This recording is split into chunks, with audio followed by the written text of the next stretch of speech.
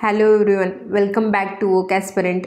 आणि 2 दिवसापूर्वी आपण ICDSसाठीच्या ज्या टेस्ट आहे त्यासाठीचे जे व्हिडिओ आहे ते आपण घेऊन येत आहोत. त्यातला जो पहिला व्हिडिओ आहे तो मी काल अपलोड केला होता आणि हा दुसरा व्हिडिओ आहे. मी जो ICDSवरती हा व्हिडिओ बनवला होता.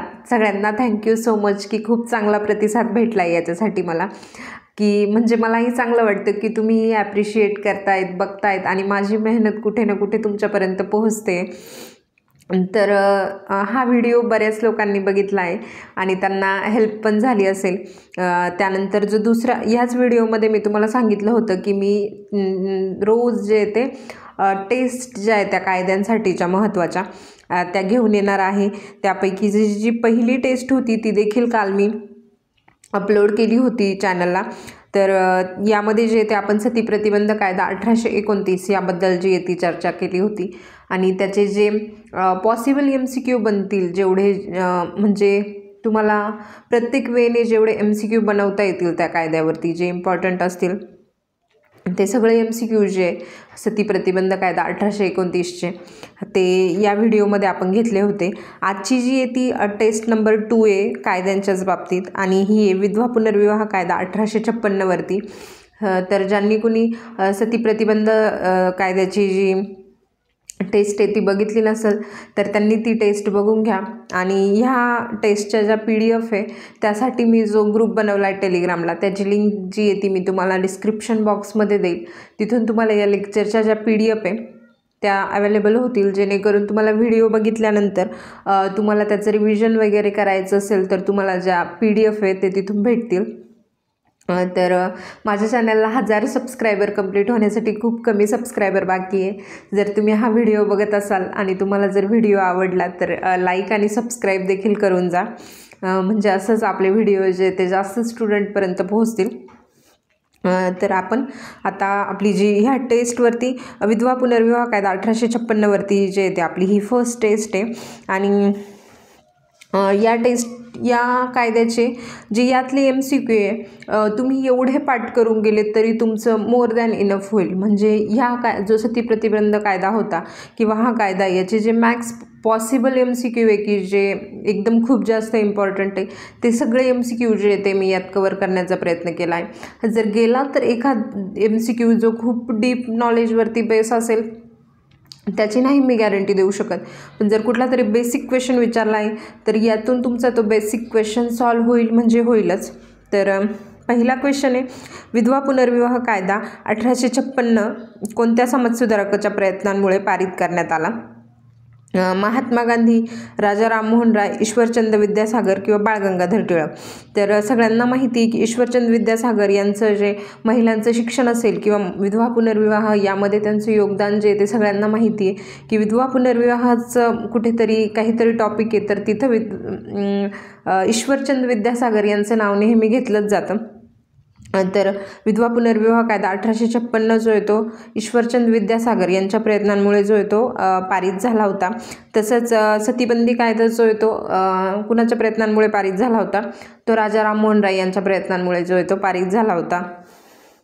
त्यानंतर विधवा पुनर्विवाह कायदा 1856 कोणत्या गव्हर्नर जनरलच्या कार्यकाळात लागू करण्यात आला? Lord William Bentinck, Lord Dalhousie, Lord Curzon किंवा लॉर्ड रिपन. तर लॉर्ड डलहौजी यांच्या काळामध्ये जे ते विधवा पुनर्विवाह कायदा 1856 जो आहे तो लागू करण्यात आला होता. लॉर्ड डलहौजी जे ते 1848 ते 1856 या कालावधीमध्ये भारताचे गव्हर्नर जनरल होते. आता हा क्वेश्चन जो आहे तो TCSचा तुम्हाला हा कायदा अभ्यासण्यापुरताच नाही तर गव्हर्नर जनरल असतील भारताचे, त्याच्यानंतर व्हाईसरॉय असतील, यावरती TCS जे GKमध्ये जे ते जनरल नॉलेज किंवा जनरल स्टडीजचा जो पेपर असतो त्यामध्ये 1-2 तरी क्वेश्चन जे ते गव्हर्नर जनरल, व्हाईसरॉय यांच्यावरती जे ते टाकलेलेच असतात. तर तुम्हाला जर कधी विचारलं यांच्याबद्दल, लॉर्ड डलहौजी यांच्याबद्दल किती त्यांचा कार्यकाळ, तर 1848 ते 1856 या कालावधीमध्ये ते भारताचे गव्हर्नर जनरल होते. त्यानंतर भारताचे पहिले गव्हर्नर जनरल कोण होते हे देखील विचारलं जातं. तर भारताचे पहिले गव्हर्नर जनरल जे ते लॉर्ड विल्यम बेंटिक जे ते भारताचे पहिले गव्हर्नर जनरल होते. त्यानंतर पुढचा क्वेश्चन आहे, विधवा पुनर्विवाह कायद्याची मंजुरी कोणत्या तारखेला करण्यात आली? तर 1 जानेवारी 1856 पासून जी ती या कायद्याला मंजुरी जी ती देण्यात आली होती. त्यानंतर विधवा पुनर्विवाह कायदा 1856च्या विरोधात सर्वाधिक टीका कुठे करण्यात आली? तर बंगाल, पंजाब, महाराष्ट्र किंवा तमिळनाडू यांमध्ये जे येते बंगाल येथे जे येते या कायद्यावरती जी ती सर्वात जास्त टीका जी ती करण्यात आली होती. विधवा पुनर्विवाह कायदा कोणत्या भाषेत प्रकाशित करण्यात आला होता? संस्कृत, इंग्रजी, हिंदी किंवा बंगाली? तर हा कायदा जो आहे तो इंग्रजी भाषेमध्ये जो आहे तो प्रकाशित करण्यात आला होता. त्यानंतर विधवा पुनर्विवाह कायदा 1856 मुख्यतः कोणत्या धर्माच्या विधवांवरती लागू होता? बेसिक क्वेश्चन आहे, तुम्ही ऑप्शन नाही बघितले तरी चालेल. तर हा विधवा पुनर्विवाह कायदा जो आहे तो 1856 हिंदू धर्माच्या विधवांवरती जो आहे तो लागू होता. त्यानंतर विधवा पुनर्विवाह कायदा 1856च्या अनुषंगाने भारतातील पहिला पुनर्विवाह जो आहे तो कोलकातामध्ये झाला होता आणि याची डेट आय थिंक 7 डिसेंबर 1856ला ईश्वरचंद्र विद्यासागर यांच्या उपस्थितीमध्ये झाला होता. जो पहिला विवाह आहे तो 7 डिसेंबर 1856ला ईश्वरचंद्र विद्यासागर यांच्या उपस्थितीमध्ये कोलकाता येथे झाला होता. त्यानंतर 1856मध्ये विधवा पुनर्विवाह कायद्याची अंमलबजावणी कोणत्या प्रकारच्या विधवांसाठी विशेषत करण्यात आली? म्हणजे विशेष करून त्यांच्यावरती जे ते लक्ष देण्यात आलं. असं जे ते अल्पवयीन ज्या विधवा होत्या त्या विधवांसाठी जी ती अंमलबजावणी जी ती विशेषत करण्यात आली होती. त्यानंतर विधवा पुनर्विवाह कायद्याचा प्रचार करण्यासाठी ईश्वरचंद्र विद्यासागर यांनी ब्रिटिश सरकारकडे किती याचिका ज्या आहेत त्या सादर केल्या होत्या? तर 50, 100, 200 किंवा 500. तर यापैकी ज्या 200 याचिका ज्या आहेत त्या ईश्वरचंद्र विद्यासागर यांनी ज्या या कायद्याचा प्रचार करण्यासाठी ब्रिटिश सरकारकडे ज्या आहेत त्या सादर केल्या होत्या. त्यानंतर विधवा पुनर्विवाह कायद्याच्या अंमलबजावणीनंतर कोणता वर्ग जो आहे तो मुख्य त्याला विरोध करत होता? तर धर्मगुरू जे आहे ते मुख्य त्याला विरोध करत होते.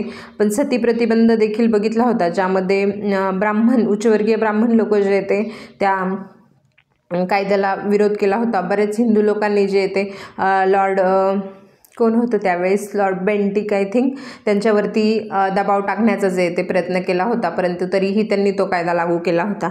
तर धर्मगुरू जे ते त्यांनी मुख्यतः विरोध केला होता.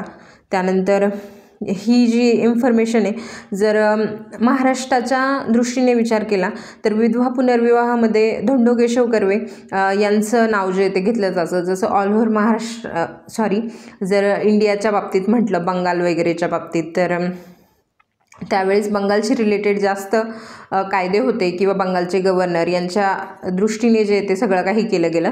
परंतु तिथे जर ईश्वरचंद्र विद्यासागर असतील तर महाराष्ट्रात तेव्हा धोंडो केशव कर्वे यांनी विधवा पुनर्विवाह असेल या गोष्टींसाठी सगळ्यात जास्त योगदान जर महाराष्ट्रात कुणाचं आहे तर धोंडो केशव कर्वे यांचं आहे. आणि TCSला आपलं GKचं जो सेक्शन असतो त्यामध्ये धोंडो केशव कर्वे यांच्याबद्दल, त्यांच्या कार्याबद्दल एक तरी क्वेश्चन कुठे ना कुठे फ्रेम झालेला असतो. त्यामुळे त्यांच्याबद्दल एक बेसिक माहिती असणं तुम्हाला गरजेची आहे. आता 1893मध्ये त्यांनी जी ती विधवा पुनर्विवाह संघाची जी ती स्थापना केली होती. हा जो टॉपिक आहे हा कितीतरी वेळा TCSने विचारला आहे. TCSने जे तुम्ही बघितलं तर तलाठीचे जे क्वेश्चन पेपर आहे त्यामध्ये सेम क्वेश्चन आहे की 1893मध्ये कुणी विधवा पुनर्विवाहाची स्थापना केली होती, हा एक क्वेश्चन आहे. त्यानंतर विधवा पुनर्विवाह संघाची स्थापना धोंडो केशव कर्वे यांनी कोणत्या वर्षी केली होती, हे देखील एक क्वेश्चन आहे. म्हणजे ह्याच 2-4 फॅक्टमधून क्वेश्चन जो आहे तो वेगवेगळ्या प्रकारे जो तो फ्रेम झालेला असतो. त्यानंतर 1996मध्ये त्यांनी पुण्यात हिंदू विधवा महाविद्यालय जे ते सुरू केलं होतं. त्यानंतर 1858ला जे ते त्यांना भारतरत्न पुरस्कार देऊन जे ते भारत सरकारने सन्मानित केलं होतं. त्यानंतर डॉक्टर कर्वे यांनी स्वतः एका महिलेशी जे ते विवाह केला होता. समाजाला विधवा पुनर्विवाहाचा आदर्श देण्यासाठी त्यांनी स्वतः एका महिलेशी जो तो विवाह केला होता. त्यानंतर सती प्रतिबंध कायदा जर कोणी बघितला नसेल तर त्यांनी सती प्रतिबंध कायदा 1829 हा जो आहे तो कायदा बघा, तुम्हाला नक्की कामात येईल.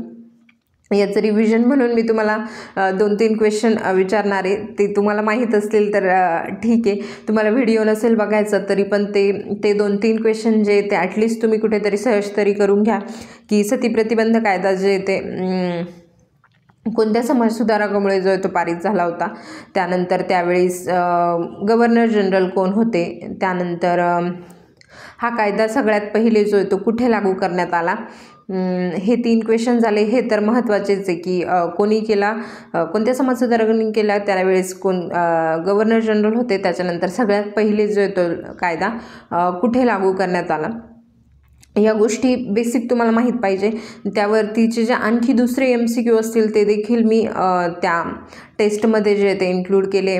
आणि टेलिग्रामच्या ग्रुपची जी लिंक आहे जिथे याची PDF तुम्हाला भेटेल, तो टेलिग्रामची ग्रुपची लिंक जी ती मी डिस्क्रिप्शन बॉक्समध्ये देईल. आणि थँक्यू.